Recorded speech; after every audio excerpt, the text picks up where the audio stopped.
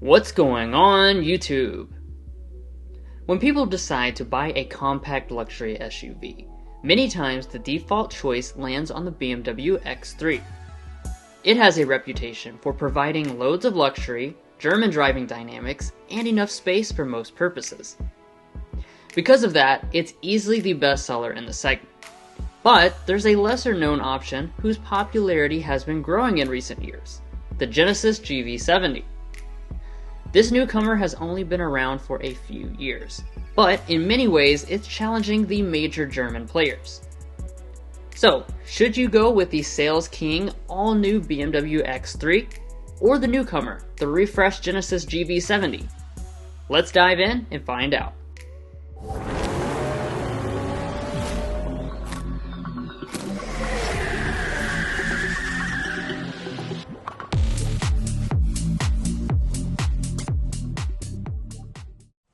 Now we begin all our comparisons by discussing their prices and equipment levels.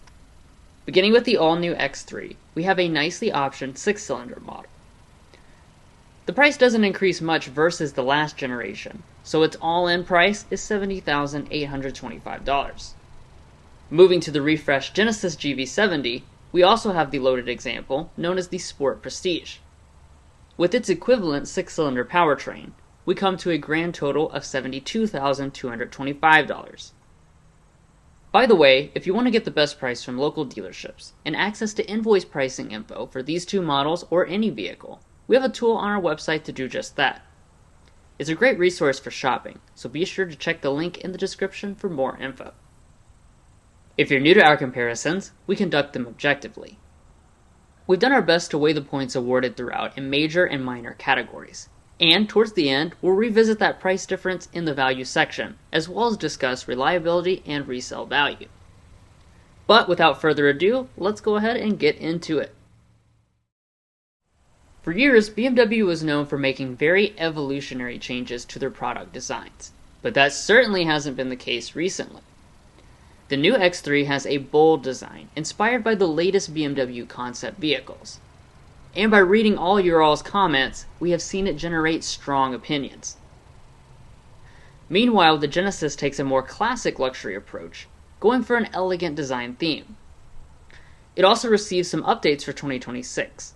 And while we won't be scoring subjective things like design preference in this comparison, we will award points for lighting. Here, they both have fully LED projector headlights. Neither have fog lights or adaptive abilities, and only the X3 includes an illuminated grille at night.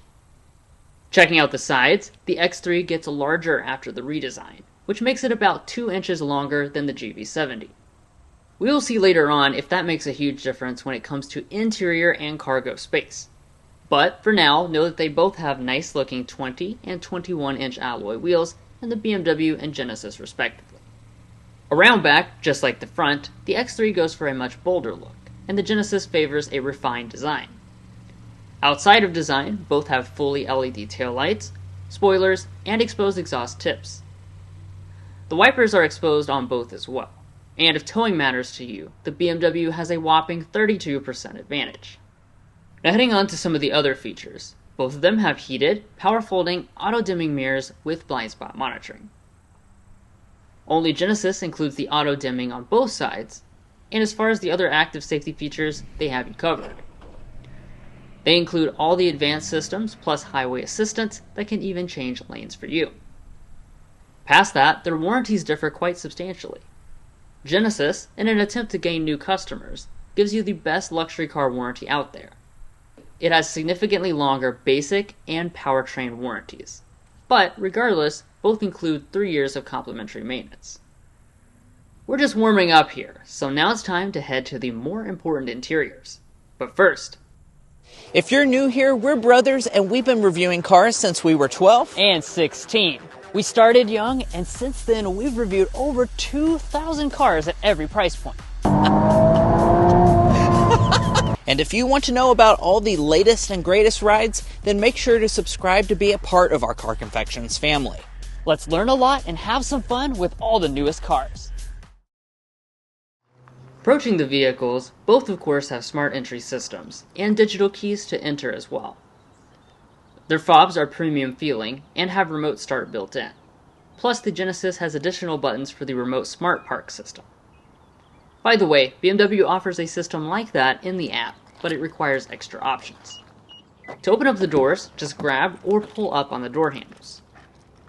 Once inside, besides the bold color difference between them, you'll notice the very luxuriously appointed cabins and tech-filled cabins.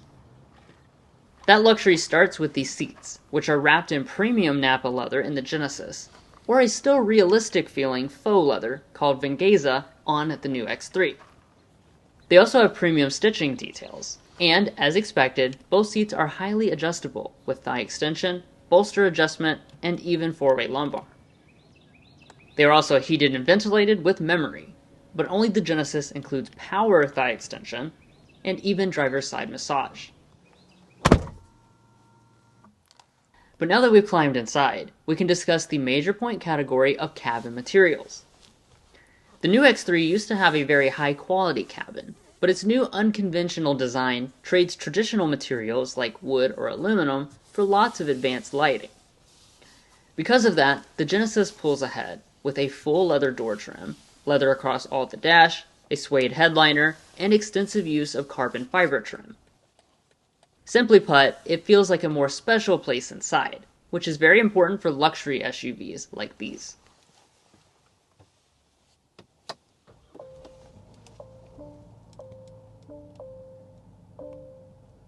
After startup, you'll see that major tech that I mentioned earlier.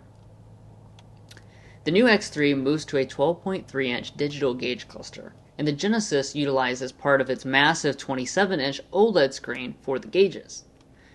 They're both highly customizable, and while they also have large head-up displays, only the Genesis has a blind spot camera system. Coming back to the heated steering wheels, the X3 is showing off the newest BMW M design with a flat bottom. The GV70 also has the brand's latest flat bottom design, but it's the only one to include power adjustment and a leather airbag cover. Okay, so next up, let's dig into the major area of interior storage. If you watched our channel before, you probably know that we like to test out the center console volume by loading it up with stuffed donuts, since that's our logo. The X3's console does fit more donuts inside, at 10, plus in the front area it includes more space to stick things. The GV70 chooses style over function, so the X3 will take the storage point. To shift, you'll use the electronic setups in both. And when in reverse, both are equipped with 360-degree camera systems with a 3D view. Now let's go ahead and listen to the audio systems. A Harman Kardon in the BMW, and a new Bang & Olufsen system in the Genesis.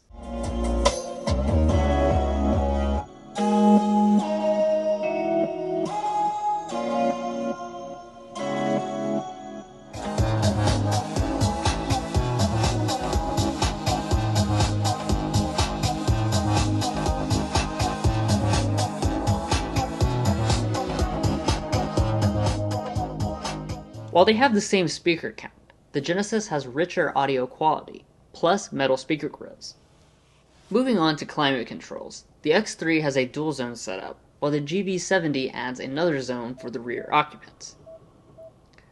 The weirder thing worth mentioning, though, is that the X3 has touch-sensitive panels that control the airflow and toggles below the vents to point them. They are pretty hard to adjust without it being a distraction while driving. And the GV70 also includes physical temperature adjustment instead of doing it via the screen. Alright, but now it's time to finally talk about the main infotainment systems. The BMW's comes in at 14.9 inches, and the Genesis is one single 27-inch display. The screen size dedicated to the infotainment is roughly the same size, so we won't award any points for size. But we will award points for the difference in quality. The Genesis display uses OLED technology, so it is truly one of the crispest resolutions on the entire auto market. Features-wise, they both have wireless Android Auto and Apple CarPlay, plus built-in navigation. Finally, the last things to mention up front are the auto-dimming mirrors with HomeLink and the panoramic sunroofs. While they both have one, you'll notice that the X3's is one single piece now, which means that it cannot open like the Genesis. Now it's time to head for the back seats. The first criteria is space, where they are very close on legroom and headroom measures, so no points will be awarded. Now on to luxury features, where we have climate vents on both and USB-C connections. Genesis further adds heated back seats, which are an extra option on the X3, a household outlet, and window sunshades. Next, let's check out the cargo areas. After using the hands-free power opening tailgates, you'll find that the sleek design of the Genesis cost its space compared to the boxier BMW. X3 has an 8% advantage behind the second row seats, and a whopping 16% advantage in space with the seats folded down. Features-wise, the BMW seats fold 40-20-40 split, which allows you to haul long objects and still have 4 seats. But the Genesis is the only one to include handles in the back to fold the second row. Both models have spare tires. But these are sporty luxury SUVs after all, so now it's time to take them out on the road and see how they stack up there. Now both BMW and Genesis have focused on power, performance, and good driving dynamics when it comes to these models. So let's start by discussing what's under their hoods. Both are equipped with the upgraded 6-cylinder powertrains, which in the Genesis is a 3.5-liter twin-turbo V6, making 375 horsepower. While that sounds like a lot, the X3 M50 outdoes it by a pretty significant margin, making about 20 more horsepower at 393 and 40 pound-feet more torque. All told, it can get the X3 to 60 miles per hour, a full second quicker than the GV70, which is definitely something that can be felt on the road.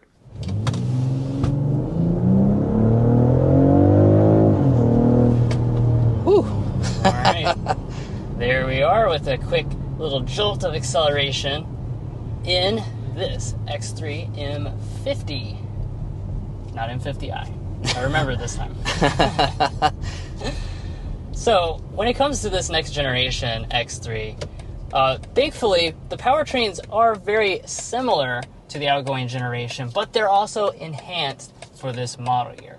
So what that means is that you still have on this M50 model a 3-liter turbocharged inline 6-cylinder, the B58, but now it does have 11 more horsepower and a lot more torque because it has the mild hybrid system on board.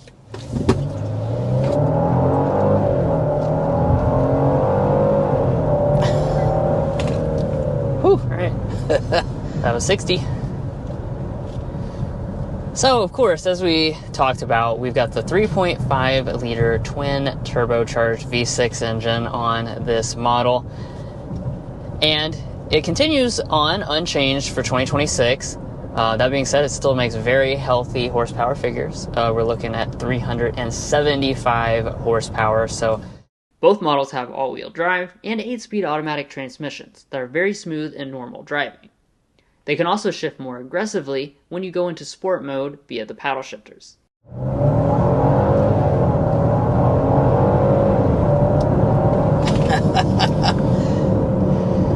So that was a Sport Plus acceleration from a stop there. It definitely has some kick to it, that's for sure. Now, of course, in terms of other elements of the powertrain, we've got an 8-speed automatic transmission. When you go into something like the Sport Plus mode, it's going to really take that into its most aggressive form. Yeah. And of course, we do have those paddle shifters I was talking about as well. And as you can see, really responsive. As soon as I click downshift, it goes ahead and gives me that gear. I really like the way BMW does this transmission. It's just an excellent overall partner to the powertrain. Let's also talk about ride quality. There really is nothing bad to say about either model, as they both are quite comfortable, even with large wheels on the outside. Additionally, since luxury SUVs need to be good at more than just ride quality, they have adaptive dampers. That allows them to change character in sport modes, and really tighten down the suspension for impressive handling. The ultimate driving machine holds the advantage here, but the gap has really narrowed with the 2026 GV70 upgrades. Well, we need to take a second here to discuss overall ride quality for the GV70. Now, Drew was just kind of touching a little bit on there about the fact that this vehicle is a very athletic option, but is it also a comfortable option as well? Well, I'm happy to tell you the answer is yes. So we've been driving around this model for over an hour at this point on the national media program for this vehicle, and the adaptive suspension does a fantastic job of really adapting to whatever situation you're in. When you're in the sport mode, as you just experienced, it definitely firms things down and makes it a very fun vehicle to drive. When you put it back into comfort mode, though, it really prioritizes the comfort. All right, and I also want to take a second here while we're just kind of cruising down the road to discuss overall ride quality. Now, this is the M50 version, which is kind of the more sport-oriented model, and I have to say, I really don't think that affects your ride quality at all. Right now, we are just in the standard drive mode, so we're not in a sport mode, but it does a great job of soaking up the bumps and making sure that really not much of it at all penetrates into the cabin. We love the sounds of the 6 cylinders as you drive, but how quiet are the cabins once you get up to speed? Well, that's why here at Car Confections, we test all the cars at 55 miles an hour to see how quiet they are. Unfortunately, both these readings were taken out of state, which means they're unofficial and can't be directly compared, but we included them for your reference. We look forward to having both of them back home in Kentucky to officially test out.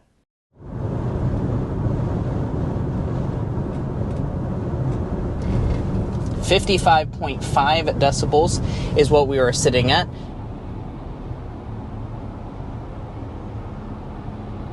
53.9 decibels is what we are sitting at in the all-new BMW X3. Finally, let's discuss fuel economy. Here they differ quite a bit, since the BMW has a mild hybrid system to significantly boost its efficiency. It comes in a whopping 6 mpg better combined than the comparatively thirsty Genesis. That'll definitely add up as you own the vehicle. In our reviews and comparisons, we are also adding in reliability and resale value information to give you a better picture of the overall value beyond just the original MSRP. Beginning with reliability, we developed the Combined Reliability Index, which takes into account several studies from trustworthy sources and combines them in a way that gives you a more holistic picture. Both brands are slightly above average, the BMW 1 slot above, awarding it 0.1 points, while the Genesis is right at the industry average, neither adding nor taking away points. We also put Mason's economics degree to work to develop a detailed predicted resale value tool. After 5 years and 60,000 miles, they are both quite a bit below the industry average, with the Genesis coming in with a resale value of 42.08 after 5 years, and BMW 41.19%. That 1% difference awards the Genesis 0.1 points according to our scale. Resale value is obviously important because it determines how much money you get back, but we can't forget about the price difference at the original purchase.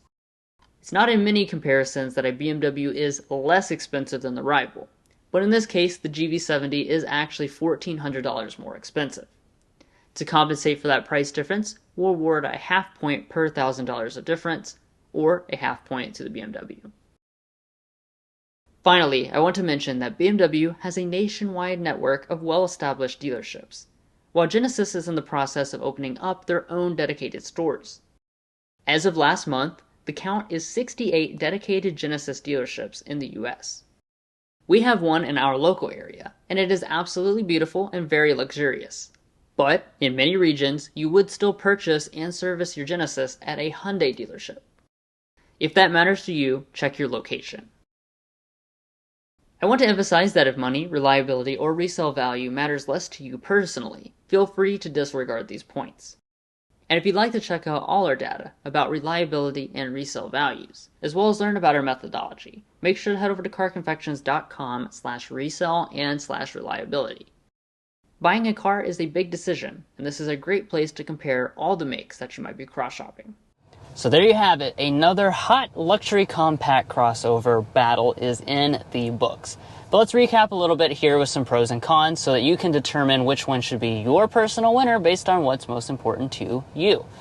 So you should probably pick the X3 if you're looking for basically powertrain superiority. So the B58 is an iconic powertrain. It makes more power. It gets better fuel economy by quite a bit, and it goes faster 0 to 60. Also, you have larger cargo capacity. Also, you have larger Also, you have bigger cargo capacity on the X3, and you also have better storage solutions up in the front. Now, on the flip side, the GV70 should be your choice if you're looking for more luxury features. Especially in this comparison, it highlights some of the features that the X3 is missing at this price point, such as the massaging seats, the heated back seats, and the 3 zones of climate.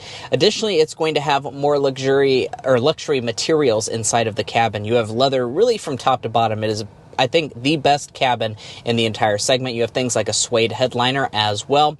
And then I'm just going to point out the more traditional luxury feel of the Genesis. Inside, there's a lot of physical controls for things, whereas the X3 has kind of gone to a lot of the tech-forward screen controls and lights instead of traditional materials. So that's just kind of a personal preference thing between these two. Now, we want to know which one are you taking down below. Are you taking the GV70 or are you taking the BMW X3? If you're looking to buy either one of these products or any new vehicle, we'd also encourage you to go to carconfections.com/newcarquotes. Now, the reason you do that is because we have a tool on our website that will connect you with local car dealers in your area to get you the best price. It's also going to give you access to invoice pricing information, which is a great tool for dealership negotiation.